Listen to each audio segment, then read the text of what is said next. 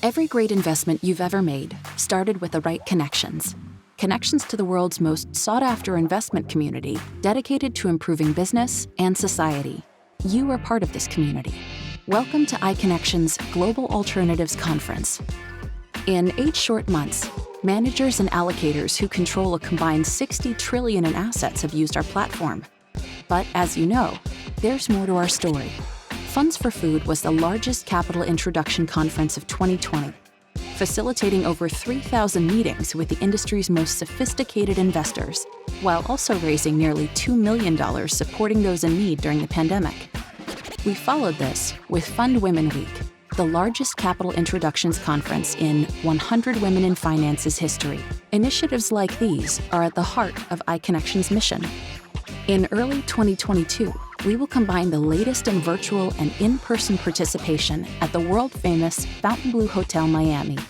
You are part of this community because you are the people with the vision to improve society. Invest in progress. Welcome to the world of iConnections.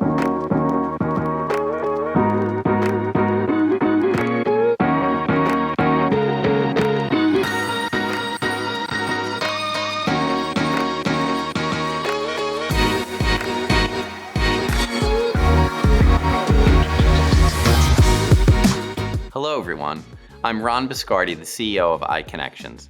I'd like to thank all of you for participating in this year's Global Alternatives Conference. This is our first year hosting this event, and of course, it's virtual. But we are looking forward to our first in-person Global Alts event, which will be held at the Fontainebleau Hotel in Miami Beach during Hedge Fund Week in January 2022. This event will feature world-class content prepared by the iConnections Investment Institute, followed by 2 days of one-on-one capital introduction meetings, which we project will number over 10,000. This event will be free for allocators and open to managers who are members of the iConnections platform. So if you're not already a member, please go to iConnections.io to learn more. Thank you for joining us, and stay safe and healthy. Hello and welcome to the iConnections Global Alternatives Conference. My name is Vern Bratton, Senior Vice President of Business Development at iConnections, and I'm excited to be introducing today's panel on behalf of our sponsor, Novus Partners. Novus is the world's leading portfolio intelligence platform serving both capital allocators and managers. With over $4 trillion in client assets in offices worldwide, Novus helps clients to manage data, extract investment insights, and improve stakeholder communication. I'm delighted to introduce today's panelists as this dynamic discussion features some of the most prominent up-and-coming women in the institutional investor community today. First, we have Alifia Doriwala. She's a managing director at Rock Creek. Prior to her tenure with Rock Creek, Alifia worked for the proprietary trading desk at Wolverine Trading. Next, we have Cara Nakamura. She serves as the managing director of the financial assets division of the Kamehameha schools. Previously, Cara spent over a decade investing for Princeton University's endowment. Next, we have Silpa Pericherla. She serves as the managing director for the David and Lucile Packard Foundation, focusing on global equities. Prior to joining the foundation, she held investment positions with Seneca Capital and the Carlyle Group. Next, we have Dev Shufrin. She's Deputy CIO for Brandeis University. Prior to joining Brandeis in 2011, Dev served as the Senior Vice President of Programs at the Initiative for the Competitive Inner City. Moderating this great panel today is Rahul Moodgal. Rahul Moodgal is a member of the iConnections Advisory Board and has 23 years of experience in finance working with managers around the globe. I'll now turn it over to Rahul. Thank you for joining and enjoy the panel. Thank you so much. It's such an honor to be moderating this panel. I just want to tell each of you how incredible you are as human beings and as investors. I sit here and I'm really humbled to know each of you and work with you. And I want to tell everyone what amazing ambassadors you are for the missions that you all serve. It's just amazing. And I'm really happy to share your knowledge and your wisdom and your stories with the larger community. So I wanted to start off by giving you some numbers. 2021 is the number of this year. 88 is the number of collective investment years experience that you have between you. 58 is the collective number of years that I've known your organizations. 284 years is the collective existence of your organizations on this earth. And $35 billion is the collective AUM your organizations oversee. But today is not about your organizations, it's about you. And I'm really interested in you all sharing your stories about who you are, where you came from. And I call this first section, you and your fingerprints. And I'd like each of you to talk about your childhood and where you grew up, the adversity, the challenges you overcame. And today, as women, and particularly minority women, what superpowers you believe you have that give you an insight into investing that the majority of this industry doesn't have. So I'm going to start with Cara, because you're the first one on my screen next to me, and you're the furthest away from me in Hawaii. Do you want me to tackle all of those parts at once, or? Sure. Why don't you just give us your thoughts on the whole part, and then we can work our way around. Okay, settle in, everyone. So, my name is Cara Nakamura. I'm currently a managing director at the Kamehameha Schools, which is a $12 billion, largely K through 12 institution focused on Native Hawaiian education in Hawaii. I was born and raised in Hawaii, but left to live in New Jersey, to go to school and to work for about 21 years, and just made my way back about 4.5 years ago. So I am the child of an educator. I was born in a small town, was fortunate enough, though, to find my way to one of the major prep schools in Hawaii, Punahou School, where I really encountered my first mentors. And I think, those mentors really set me on my path to Princeton and then on to my career. They've provided me with good advice and care, but they also helped me to just have the confidence to ask questions and to ask for help. I've fast forwarded to, again, Princeton and economic research at the Mellon Foundation, where mentors were long-term thinkers. And I think that's impacted my role as an investor as well, and really helped me to build strong diligence capabilities and leadership capabilities, and helped me to discover really the intersection of my interests in finance, economics, and educational equity and access, which I was, a recipient of when I was younger as a child growing up, again, in a small town in Honolulu.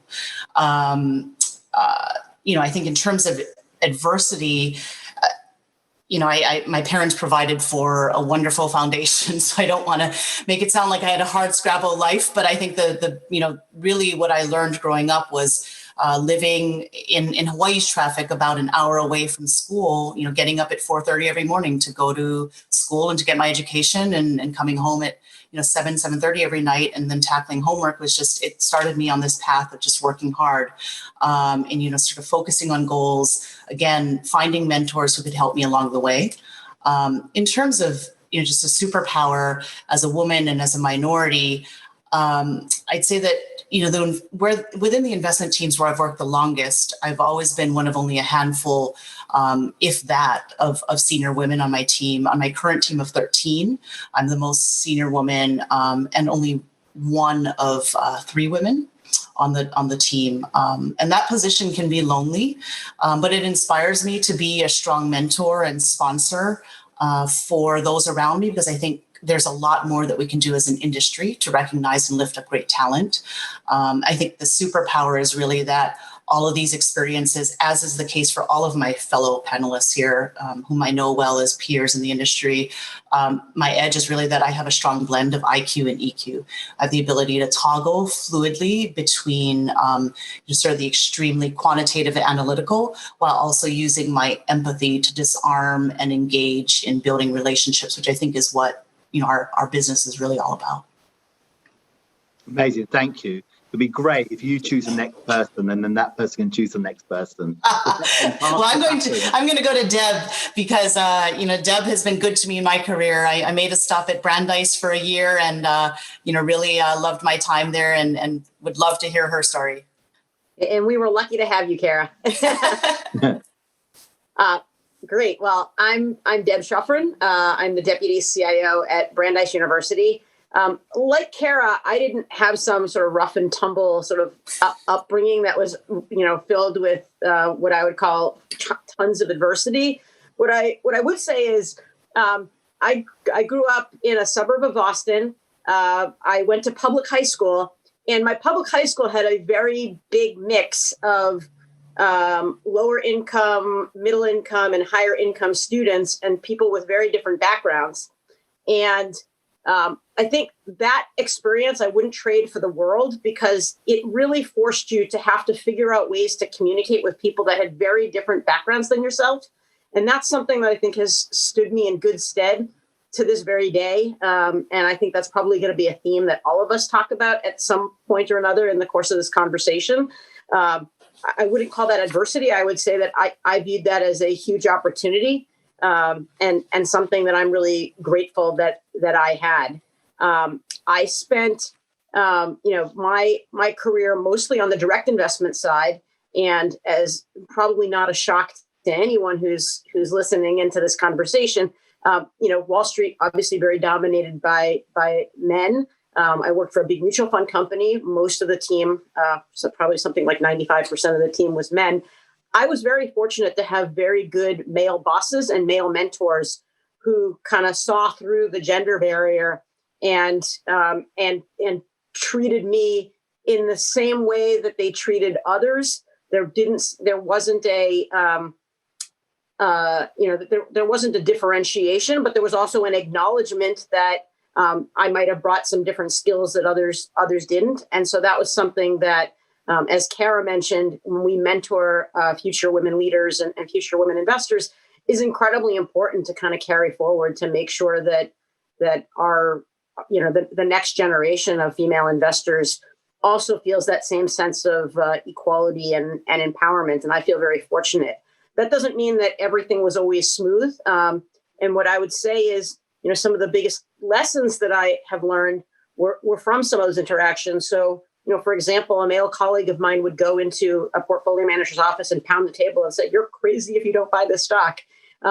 Whereas my style was to go in and present a much more balanced picture, which was to say, "Here's what I think you should do, but I want you to understand the pros and the cons so that you're not caught off guard."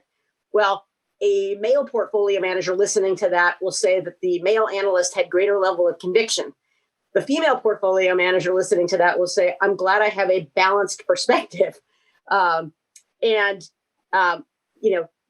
Having that perspective to be able to say, when I talk to a female portfolio manager now, I can put their comments into context and use a gender lens or just a general communication lens to say, how someone communicates something doesn't necessarily tell you everything about their ideas.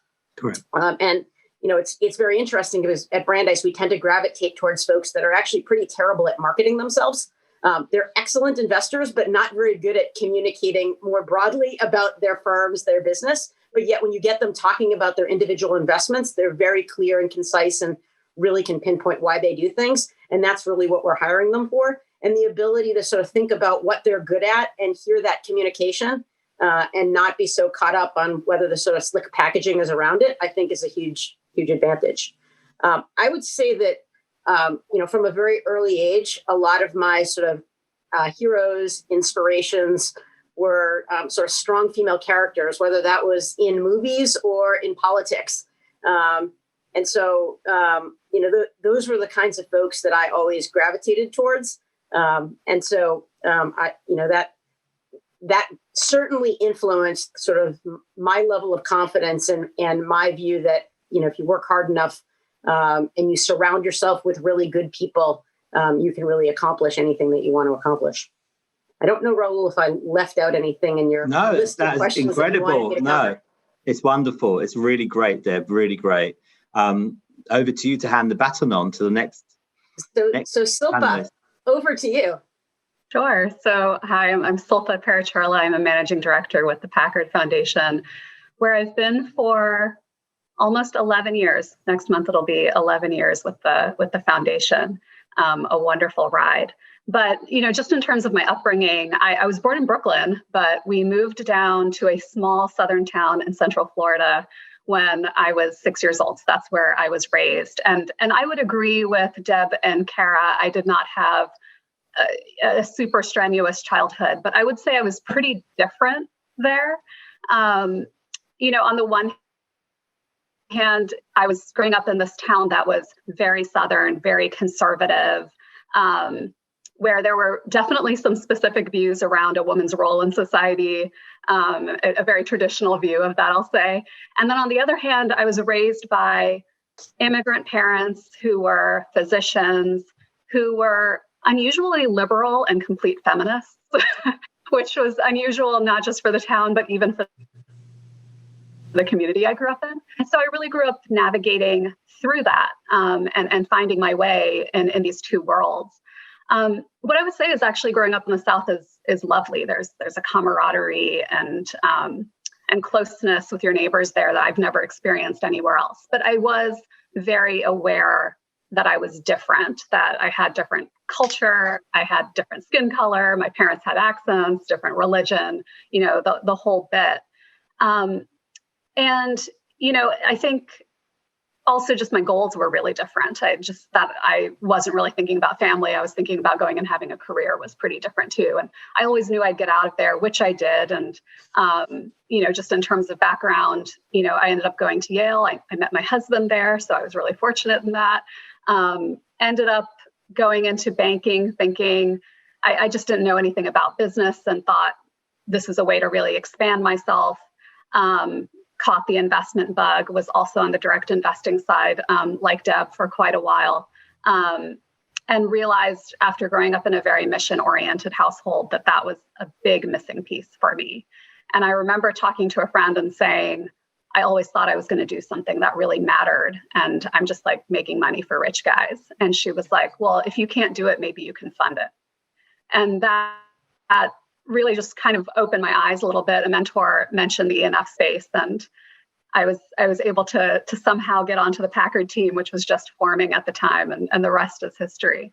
But I know, Rahul, you'd asked about superpowers and influences from growing up. And, I have some similarities with what Deb brought up, just that you learn, I think when you grow up feeling pretty different from other people, one way to cope with that is to find connections with other people. And so I often found myself, whether it was with peers or adults or whomever, I would be looking for that commonality between us. And it's turned into just a real love of people. I love hearing about people's backgrounds. I love, I feel really comfortable with different kinds of people, whether it's someone who's an immigrant, someone who's from overseas, someone who's an immigrant's child. I feel so much camaraderie. Someone from the South, I feel so much camaraderie.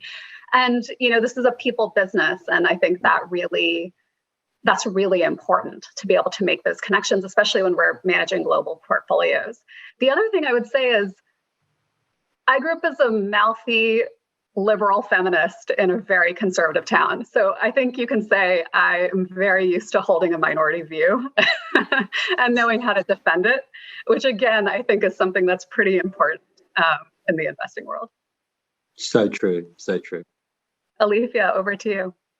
Thank you. It was so wonderful to hear all of your stories and be in such great company. Thank you, Rahul, for inviting us to talk today.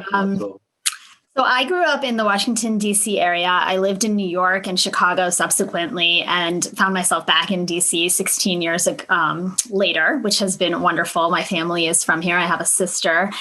Growing up, I had immigrant parents and only two girls. And so the focus was really on education, and they did everything they could to get us the best education possible. And, you fast forward to today, especially in the environment that we're in, when I think about all the kids that don't necessarily have those influences in their lives right now and aren't getting that from schools. And, my interest in education has just kind of skyrocketed over this past period, but I'm also on the board, for example, for Teach for America. And you see the work that they're doing in DC, and you'd get, we sponsored a class and we saw just kind of what different circumstances are for everybody. And it just makes you realize and be more appreciative, quite frankly, for what my parents were able to do. They were also fortunate, right? They really worked hard when they came to America, but they were fortunate to have be in a position where they were able to kind of afford us the opportunity to get education. And I focus on education because I think that was really the reason why I'm doing what I'm doing today and why I'm able to carry on those same values with my kids. I, quite frankly, never thought I would be in finance. I thought I would be an English or history teacher. I absolutely loved to read. I love to write. I love working on my son's writing papers with him now. It's like he thinks it's very strange, but I love it. So I am not a numbers person, which you would think would set me up for not a great success being the Co-CIO of an OCIO business at Rock Creek. But I actually think that communication is extremely important, and not just being able to write and read an external communication, but being able to receive how others are communicating with you, right? And so I actually think that's a huge skill in investments. And I think whether you're female or male, if you don't have that, I think you're missing a huge part of being able to tap into investment opportunities. And I think it also helps you be open-minded. It helps you be looking for new opportunities, right? Like, I just think that piece of what we do is a little bit actually not something that you focus on. When you look at resumes, you look at kind of all the check the boxes, right?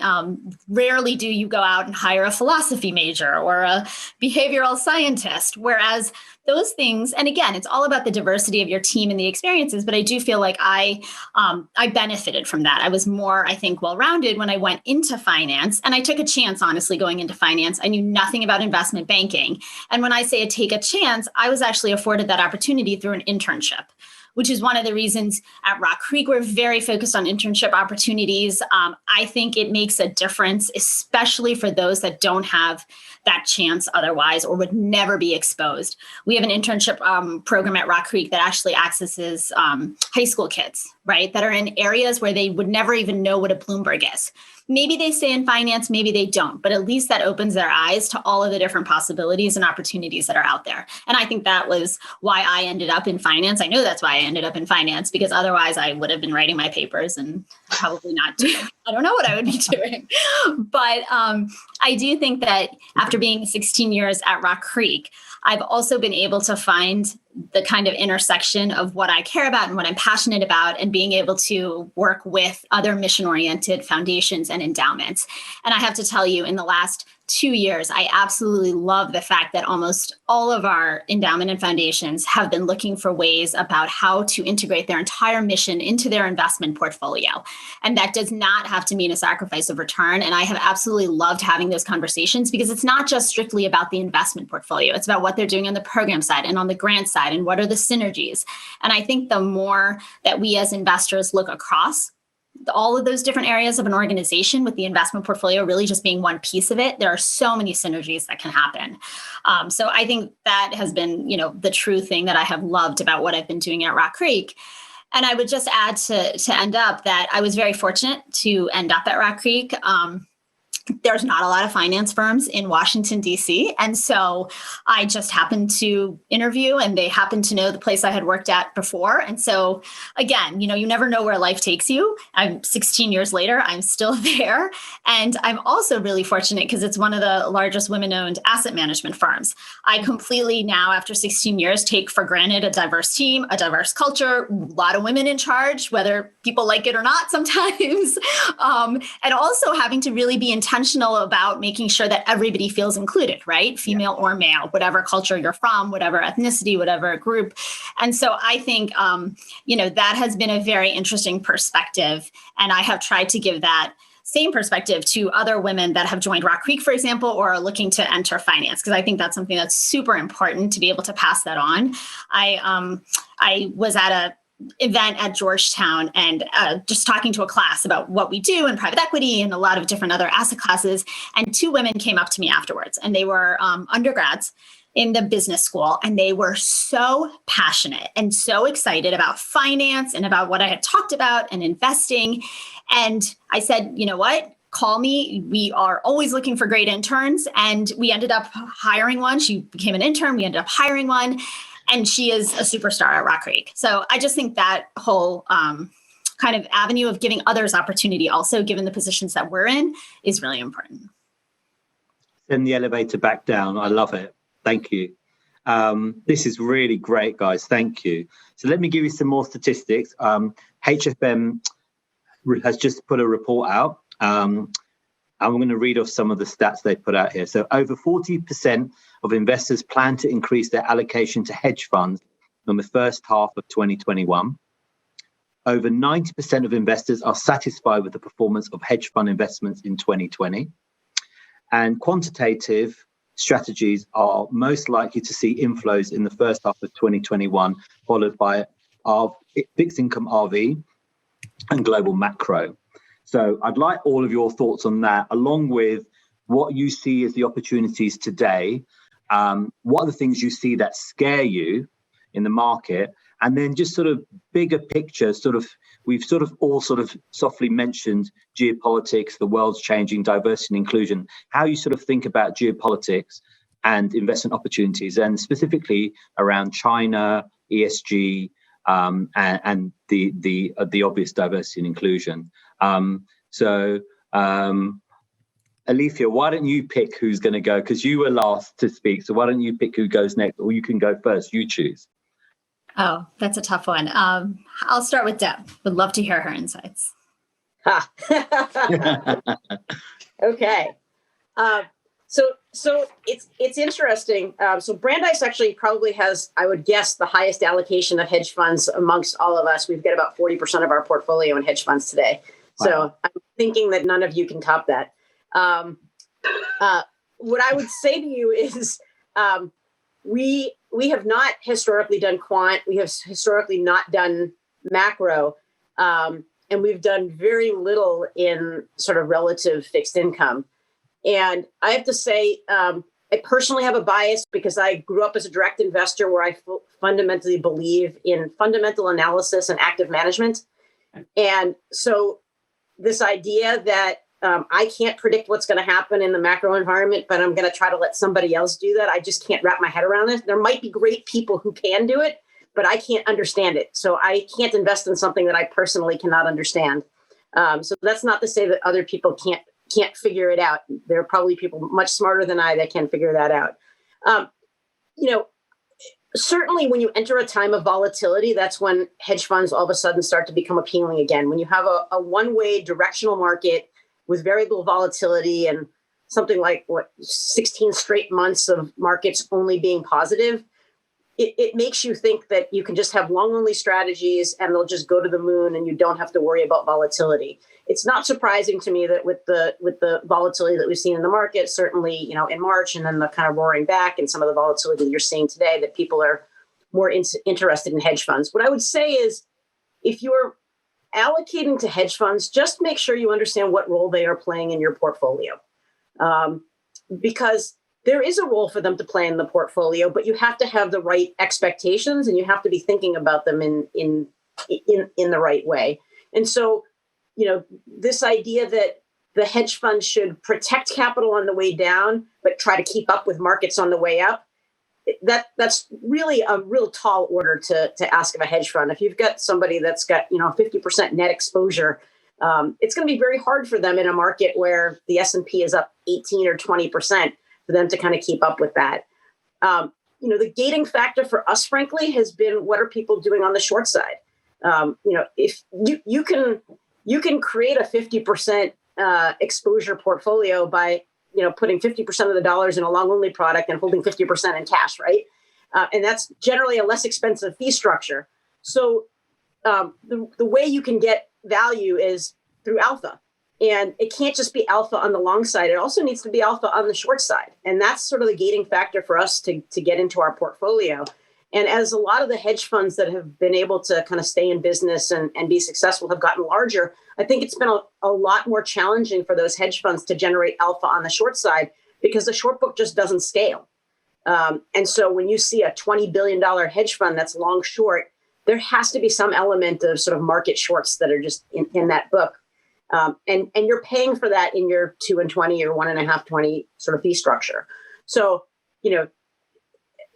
I am, obviously we believe that hedge funds can add value. Otherwise we wouldn't have it as 40% of our portfolio, but we're very selective about kind of where we play because we're really looking for people who can generate outsized returns on both sides of the book, because otherwise there's way less expensive ways to kind of manage risk in the portfolio. I think one of the other questions you asked, Rahul, was sort of around sort of geopolitics and the role that that's sort of playing, what's happening with China. It's really interesting because one of the things that we have been thinking about is, are cycles getting longer?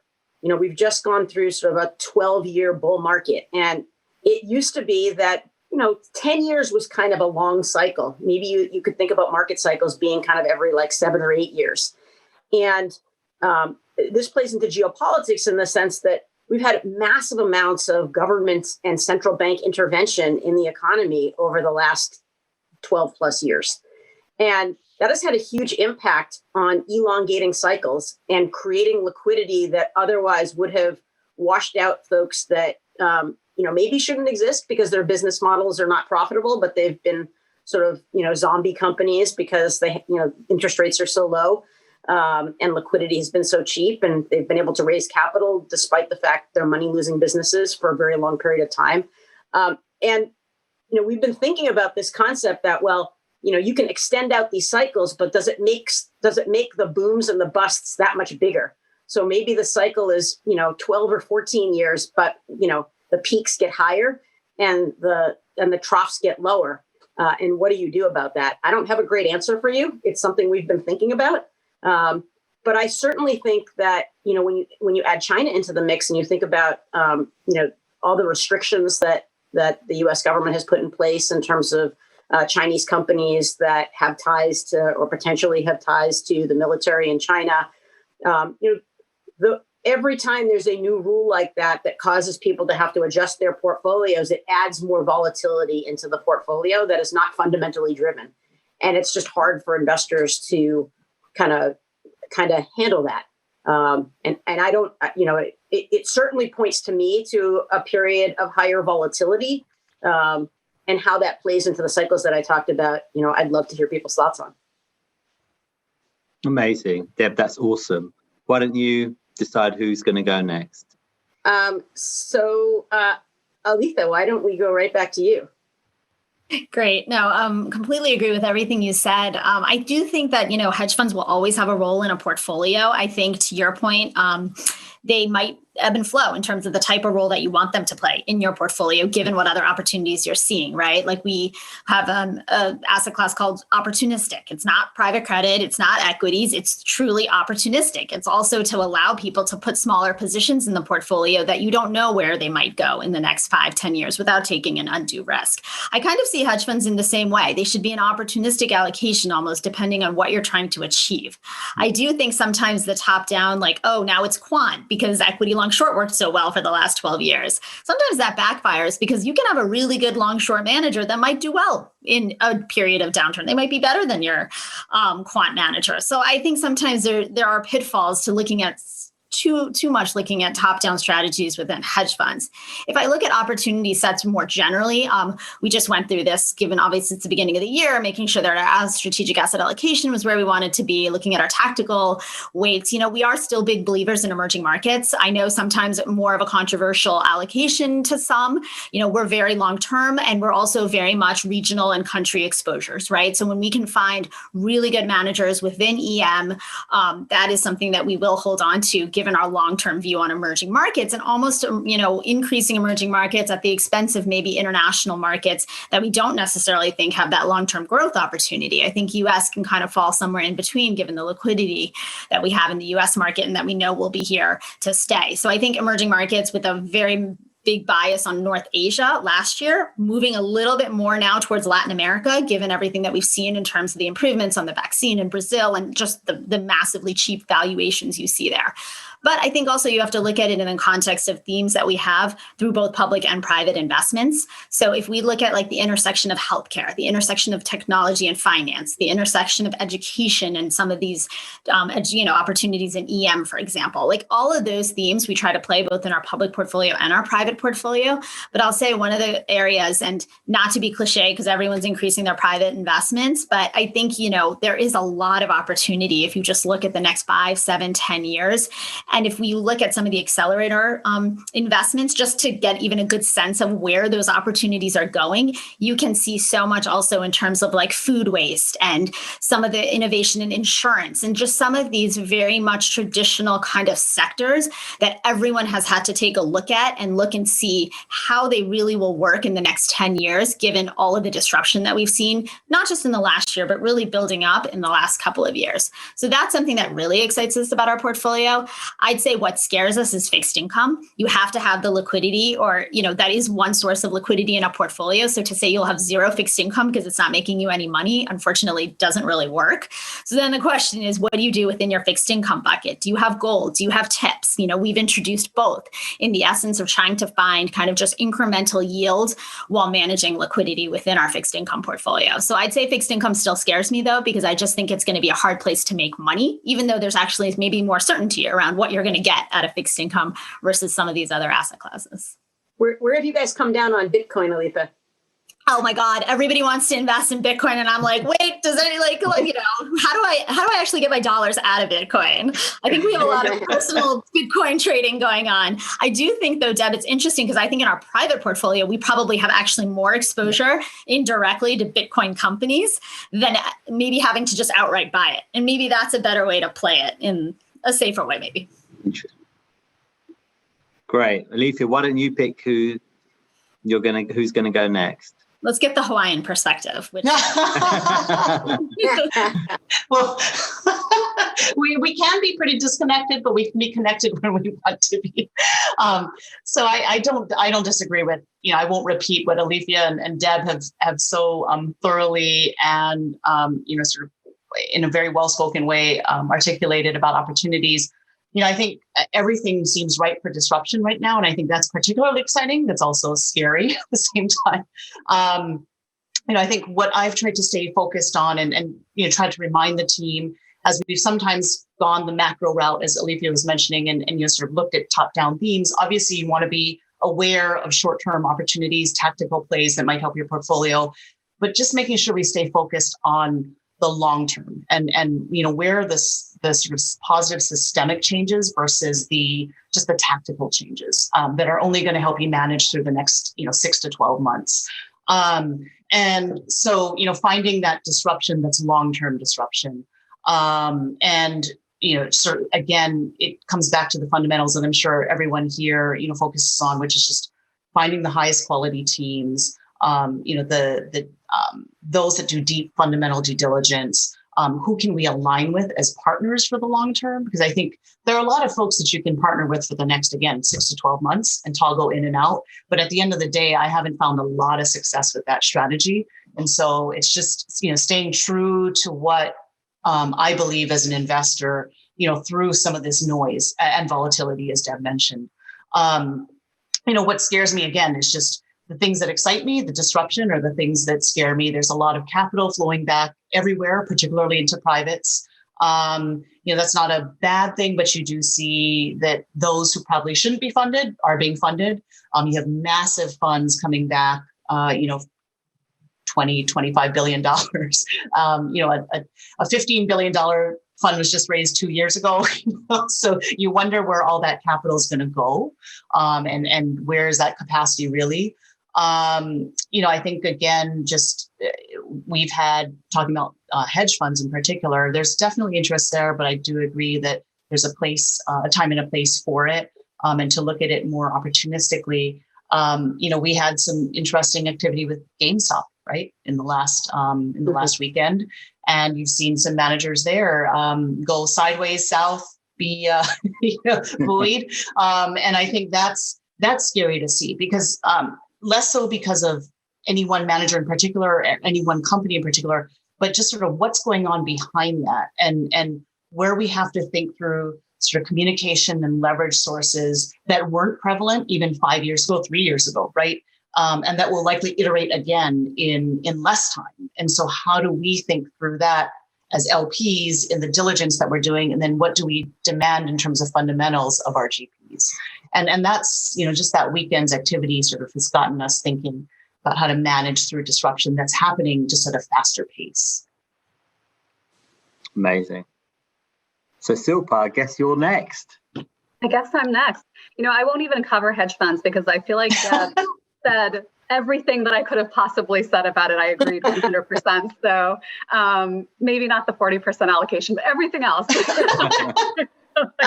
I totally agreed. So I'll hit in terms of opportunities, Alifia, I'm really with you. Look, right now, it feels like there are no opportunities. It's a crazy time. Valuations are very high. I struggle to find something I'm super excited about this moment. But if I'm thinking with a long-term lens, which is basically the world that, we in this space live in, I think emerging markets are super interesting. Really excited about China, India, Southeast Asia, Latin American markets over the long term. And it's the same backdrop that we've always been talking about, just the demographics, the rising middle class, the rise of local champions in these countries. The innovation that we're really seeing, the innovation out of China is incredible. We're seeing it out of other markets as well.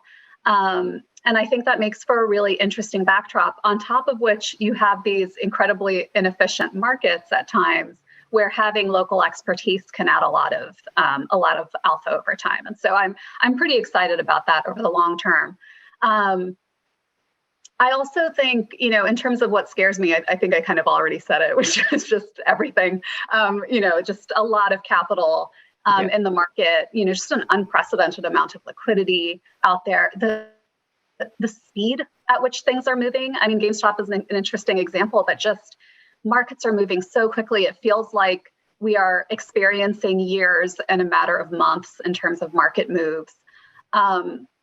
The speed with which fundraisers are happening, it feels like every opportunity is just washed away so quickly because of the amount of liquidity in the market. And so where that'll end, how that'll go, will we have these longer bull markets and much larger drops? I don't know the answer, but that uncertainty is of course always a little bit unnerving. Rahul, to your geopolitical question, I'll admit that I probably think about geopolitics much more now than I did 5 years ago, which is unfortunate because it's not something I have any kind of expertise in and can't really add much value in. But I think when I think about kind of some of the geopolitical issues that are coming up in, say, between the US and China, let's bring that up as an example. What I try to remember is keep that long-term lens and partner with the best people. And I think so much of what we hear, the delistings, the ADRs, et cetera, there's a lot of noise, I think. And if you have a really long-term lens, there are a lot of risks that I think are really just noise. And if you can see through those with a longer term lens, you can really focus on the risks that are,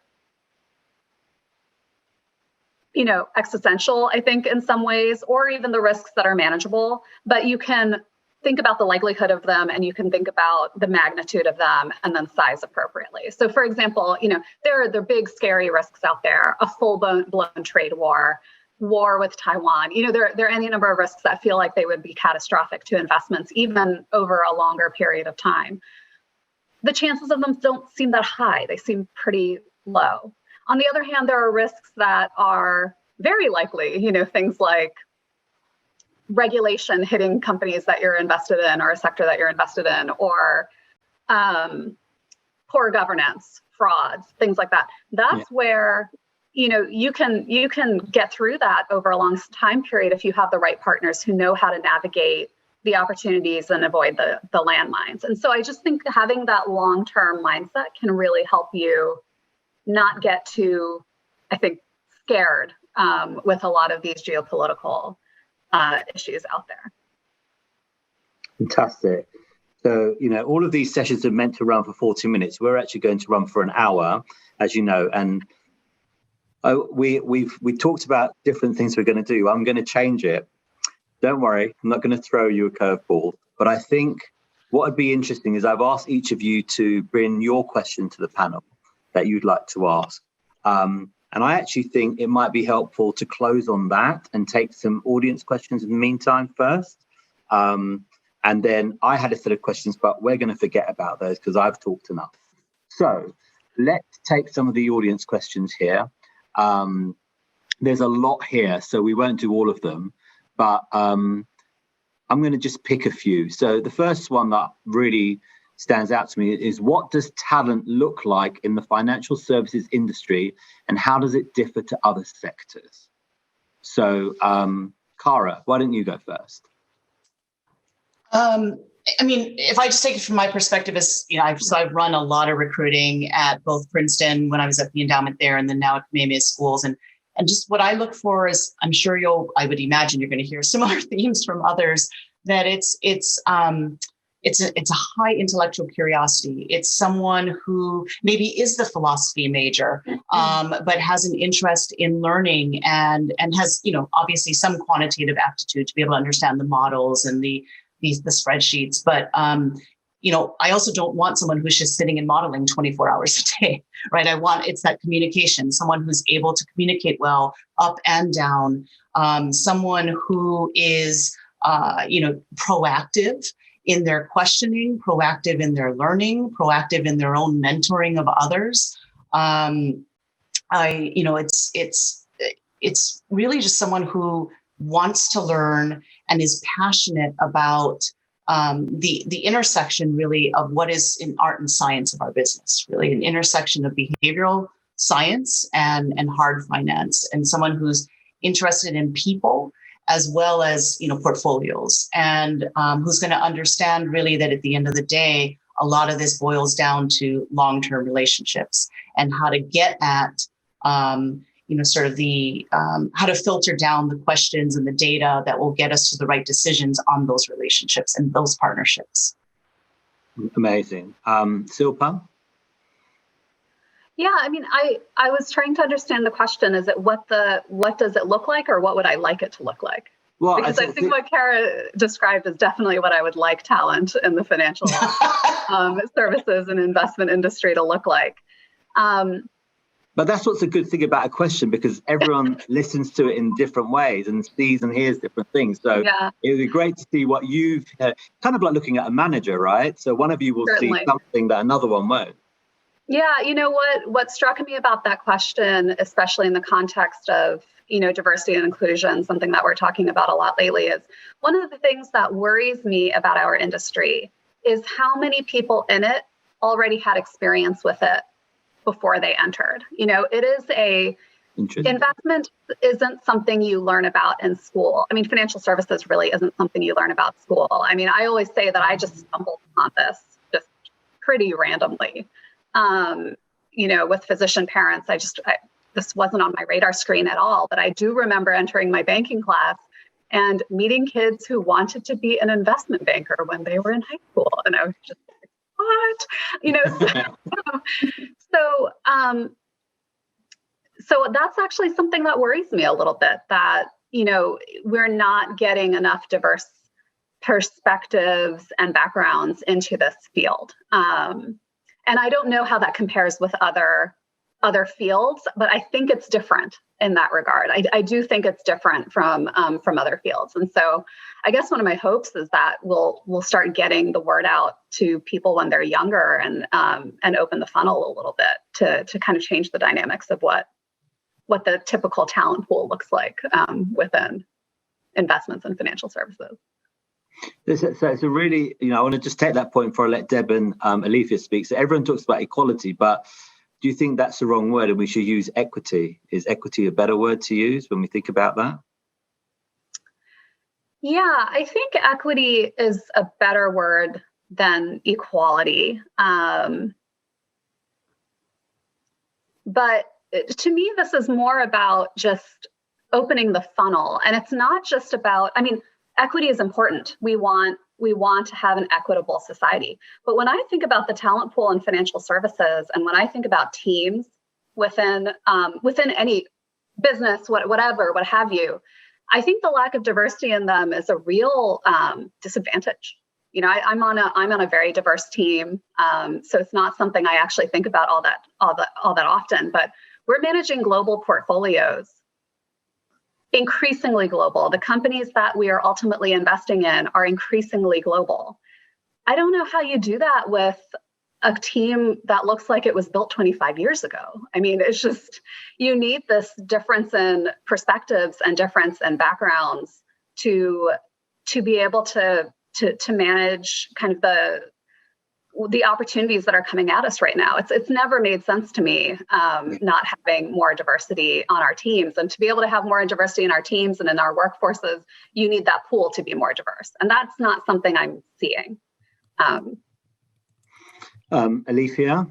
Yeah, I was just going to say, picking up on that point, I think also I think it is a huge problem, both having more diverse individuals be interested in finance, but just having more people be interested in finance. Like, I don't know if my kids will want to really be in finance, and not because of anything else, but because there are so many other different opportunities that I think exist today than maybe did exist. I mean, I hate to say it, but there were like 2 tracks when I went to Georgetown. You either applied to investment banking or you applied to consulting. If you were an economics and English major, like those were your 2 options, or you go to med school. I mean, there were more, but those were kind of the places that people channeled you. And I think over the last, especially 5 to 10 years, you've seen like tech. I mean, if I had been leaving college today, maybe I would have said, I can just take a chance and go start a company. It might work, it might not, but maybe that's what I would have done. So I just think there are so many different opportunities today. And finance, unfortunately, we don't make it look that interesting sometimes. We don't make it look that fun. And to your point, if you go apply to a place that kind of looks very different than you and all looks the same, you might not, as a 18-year-old or a 21-year-old, be very interested in trying to work at that place, because you have a lot of other options that do look more interesting. So I almost think that it's going to turn that the onus on finance, I mean, there'll always be a subset that are just really have always thought about that area. But I think if you want to open it up to a broader universe of people, you have to almost sell it more and make it more interesting, right? Because I think there is a perception, and I think it is built upon the fact that like a lot of firms still look like they did 25 years ago, right? So I think I just worry that a lot of people are not even that interested in finance, and they could have a great internship and it doesn't matter because there's so many other things that are out there that they could do. But to your question, Rahul, in terms of like talent and what you look for in talent, I would just say 2 words: judgment and curiosity. And unfortunately, I think they're like almost impossible to get, figure out from 1 interview, 2 interviews, 3 interviews, tests. Like, I just think that cultural fit at Rock Creek is like somebody who has intellectual curiosity. Have you read the Wall Street Journal and an FT every day? And do you truly want to? And are you going to continue to do that, right? Like, people who want to read and learn about what is going on in the world, whether it has to do with what they're doing or not, because it probably does. And having that judgment also to know that an investment feels right, doesn't feel right. There's a risk to it that you can't maybe pinpoint, but you kind of know. And that comes with experience. But I think there's an innate judgment also there. And I think those are 2 things that we need in the talent pool, which I think comes from, to Cara's point, just people who have different backgrounds and experiences. Deb?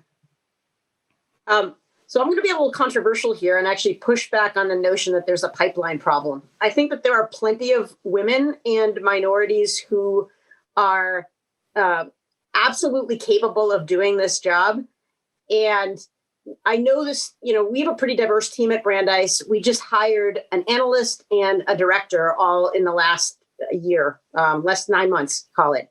And when we put that out, I got tons of resumes in from, a ton of really experienced women that were not exactly in the endowment and foundation space, but certainly had relevant experience that any one of us could have said, if we're looking at the raw talent, and going back to what Cara said, we have to be first principles in thinking about what we're looking for. We should blank out the jobs that they had before and take a look at the skill set that they generated, right? So this idea of intellectual curiosity, wanting to do deep research, caring about what's going on in the world around you. Like, there are lots of different industries, and being able to be quantitative. You could take an engineer, you could take a philosophy major, you could take, right? You could take somebody who's worked for a big 4, accounting firm. Any of those backgrounds in the right person could be a fine background for one of us to sort of hire. And I think that I think there's two things happening. One, it's harder to see that because you're taking a risk on a person because you're identifying the skill set as opposed to the job they've done it before. So you're taking a little bit of a risk. Can they do this actual job, right? But I actually think the bigger issue is that diverse talent wants to go to a place where they know that they're not alone. So if you are, if you go to Packard or you go to Brandeis today, we have diverse teams already. And I feel like when we put job postings out there, we get more than our fair share of diverse candidates who apply because they take a look at our team and they take a look at the diverse backgrounds of our team. And they say, that's a place that I might be able to see myself fitting in. And they don't self-select out. Whereas I can't tell you the number of fund managers that have called me and said, where do I find women? We're trying to hire women, which I think is ridiculous because I have no problem. Like I have a ton of women in my network that are constantly reaching out to me saying, hey, I'm looking for this, I'm looking for that are more than capable of filling any of those roles. So, not to be, to put too fine a point on it, but I do think those things are kind of hand in glove. Of course, there needs to be, more of a pipeline, right? I will acknowledge that, I think what Alifia was talking about in terms of internships and exposing young people to finance that might never even have thought about that as a career path is outstanding. And it's something that we're trying to emulate at Brandeis. We actually hire interns from the John Rogers program at University of Chicago that does that, where they're taking students that come from pretty disadvantaged backgrounds where they've had no exposure to that and really giving them internship opportunities at endowments and foundations. And we think that's fantastic. So the more people with diverse backgrounds who don't know about the industry that we can bring into the industry, obviously that's great. But I actually think there's a lost opportunity in terms of the talent that actually already exists, that has the talent that we just need to be willing to kind of take the chance on. I'm with you on that, Deb. It's something we talk to managers about quite a bit. I have this real beef, I think, especially in the private equity industry, when you see all of the managers gang tackling the same 20 to 40 kids coming out of Goldman and Morgan Stanley and top tier. I'm like, have you guys looked at the data? The recruiters must have this, the data on whether those people actually end up at the top 7 years later. Because if not, you've been wasting a whole bunch of time trying to get those guys instead of going to other universities and considering other backgrounds to find, to really, I think it's about having an edge, developing an edge. And it is such a good point, Deb, what you were saying, that like if you're a fund manager, for example, and you're just looking at, you need like them to have interned at the place you were at, or you needed this, right? It was interesting. I went off the cuff at one of the managers and I was like, well, what are you doing to recruit women? Because there were no women on our little video screen and they didn't have any. They were like, well, we have this process. And it was like, the process is not going to get you a diverse group of candidates. Like I can tell you that, because if you have to work at Citadel and you have to work at this place and you have to work at this place, you just basically cut out 50% of the population because there's no females at those places. Yeah. So I just think it's really interesting because people, and they don't connect it. It probably didn't go off in their light bulb that's why they are not maybe getting the pool of candidates that they wanted. And it's interesting too, though, is that we'll spend a lot of time trying to source diverse investment ideas, right? They don't want, some of these top managers, they're really great investors and they realize that they can't just own the same things that everybody else owns, right? And so they go out of their way to try to identify things that are sort of off the beaten path, yet they're not using that same philosophy when it comes to their own hiring. It's more expedient to just go to the, who just went through the 2-year program at Blackstone and can build a 12-page model, right?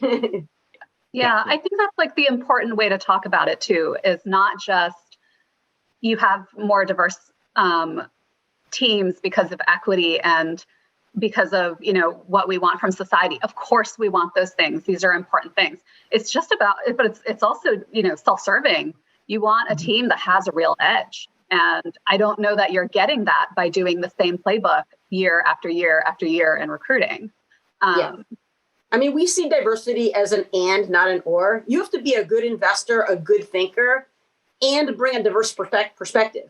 It doesn't do me any good to hire someone that has had a very similar experience to myself because we already have that perspective on the team. I want to be, somebody who's going to challenge me and say, have you thought about it this way? That's the only way we're going to improve our thinking. and not have groupthink, but actually try to see around corners and, maybe try to head off some mistakes that if you're only looking at something from one perspective, that's all you're going to see is that one perspective, right? But that's so uncomfortable for some people, right? Because they want to hire what looks like them or what they're used to or what they know. So it's like the person hiring really has to go outside of their comfort zone. Even if you're a diverse person interviewing, right? Like you still have to be able to have that mindset because it's naturally are not going to be attracted to that potentially. I think it's also just as Deb said, I mean, it's just taking the time, being willing to spend the time in a career that is already very, very hectic. We were talking about just disruption happening right in days versus months versus years. And so to layer on something that, to open up access takes resources, takes human resources. And so where are you going to prioritize? And I don't think every organization, sounds like a lot of yours have gotten there, but I know for a fact, not all of our peers have gotten there, right? And are willing to spend that time. I think that time is incredibly well spent because I actually think it builds a huge amount of loyalty, right? Yep. You hire someone that you say, look, I'm taking a chance on you and I'm going to invest in you. And people appreciate that. They remember that. I mean, think about the mentors that each of us have had. Think how loyal you are to them. And even if you've subsequently left those organizations where they mentored you, maybe you stayed a little bit longer because you had a personal loyalty to them because you appreciated that and they took a chance on you. I do think that that's an incredibly valuable thing. Yeah. So we have less than 4 minutes left. So you were right, Silpa. We were never going to get through it all. So I asked each of you to bring a question to the table, and clearly we're not going to be able to get through all the questions. But I kind of thought what would be maybe cool is if you ask Silpa. Give Silpa a word and get her reaction. Silpa, you do the same to Deb. Deb, you do it to Alifia. Alifia, you do it back to Cara. And maybe that word is around your question. And then we can sort of do much more of a quick fire sort of response. You guys, you are so awesome and we could talk for hours. But unfortunately, we're going to be running out of time soon. So I'm going to hand the baton to Cara and then you can hand it round. Oh, jeez.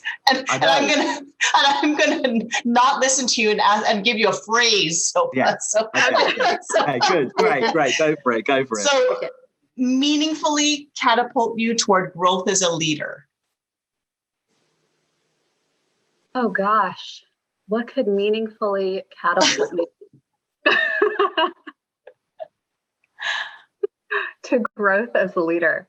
I don't know. I think a lot about, I've been fortunate. I have a lot of, leadership responsibilities at the foundation. And so I feel like from a career perspective, it's been really great. The piece that I'm always working on is how to be that great mentor and how to be, a really proficient manager of people. And it's hard, right? We're in a field where it's hard. We're on the road all the time, not right now, but normally we're on the road all the time. We are, there's never enough time, right? There's never enough time for what we're trying to get done. And really taking that time to pause and to help bring your team up around you is, I think, one of the hardest things about being the leader. It's easy to profess your views and to push forward and do the work. It's hard to mentor people. And so I think that's something that I'm definitely working on. It's something that I need to work on more to be a really effective leader. And yeah, hopefully that's where you were going, Cara. I don't know. Silpa, you to Deb? Edge. Yeah, that's interesting. In a world where everything looks overvalued and expensive, and trying to find the next great opportunity, thinking about what you do uniquely well as an organization is incredibly important. So, as long-term investors, what are our edge? What are all of our edges here? How can we generate alpha? I mean, there's multiple ways to do that, right? We, as perpetual life institutions, we can take a longer time horizon. There's often sort of the time arbitrage, right? And several of you have mentioned, the potential for returns in emerging markets. To me, that's where that shows up in spades. You still have a huge amount of retail volatility and trading in emerging markets where you get these very large and very frequent dislocations between intrinsic value and price. And if you can take a 5 to 10 year view, and everyone else in the market is taking a 3 month or 3 day view, that's where you can actually add value. That's where you can kind of gain an edge.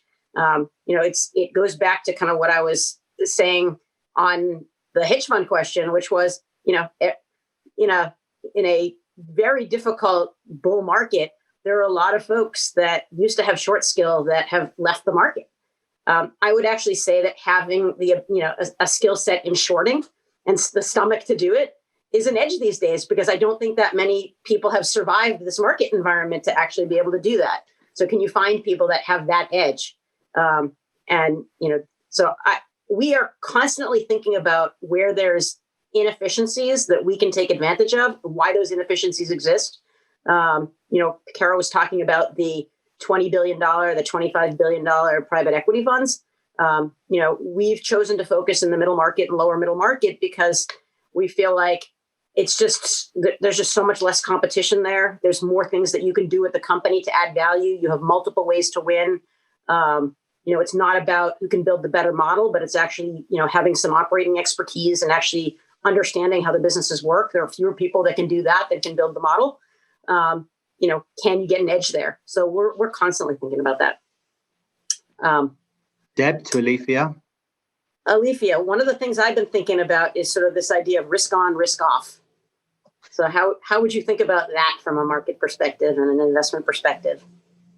Yeah, it's interesting. I think while the market can be risk on, risk off, unfortunately, maybe us as investors always have to be slightly risk on, because we have to be able to manage these endowments in perpetuity. And, as much as I've tried, if you don't take any risk, you don't take any return, right? So as much as we all want the free lunch, it probably doesn't exist. And if somebody knows it out there, please call me. I'm happy to listen. But I think you have to take risk, whatever form that risk is. So I think the market will go through these risk on, risk off cycles. They'll go through value growth cycles. They'll go through, right? Like we've all seen all of these different cycles. And so whether you can make money in the short term, great but you have to have that long-term perspective. So in a way, you always have to be taking very intentional risks and know what time horizon you're willing to take those risks for, and then make sure that you have the proper measurement and analysis that those risks paid off, right? Because you always have to be really honest and authentic to yourself that, I took those risks and this was what I expected in return. And did I actually get that? And if not, why?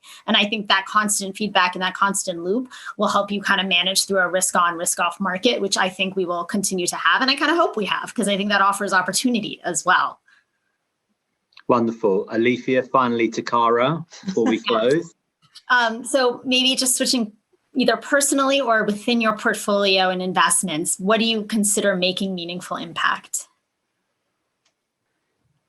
For me, I think it boils down to what a lot of you have mentioned, which is just working for a mission, having something other than, I think as someone said, and I felt the same way, just making someone or someone's or an institution rich. I mean, that I think we could have done other things if that's what we wanted to do as our goals. But for me, from childhood, when I was given, sort of access to a great education, I've tried to follow through with, in my own small ways, but particularly through my career, to just focus on having mission be, a core part of why I do what I do and why I wake up every day to do what I do. And I think it keeps the excitement there, for me at least. Every day, I can have the worst day at work. The markets can be just, going all over the place. But I can walk outside and literally see, sort of tangible results of our work and over the long term, and know what generations before and generations into the future are working towards. And that's pretty powerful. That keeps me going every day. And so, for me, meaningful work is just having that mission there and driving towards the long term. Well, our time is more than up. I really, really want to thank all of you for your wisdom, your time, your passion, which really came through. And just to, hear what you've all got to say just means so much to me, but also I know will mean so much to a wider audience. You are all very much respected and adored and admired for what you do. I certainly feel a better human being for knowing all of you. Thank you all so much. Please stay safe. And thank you, iConnections, for the opportunity. We've really loved it. Thank you all.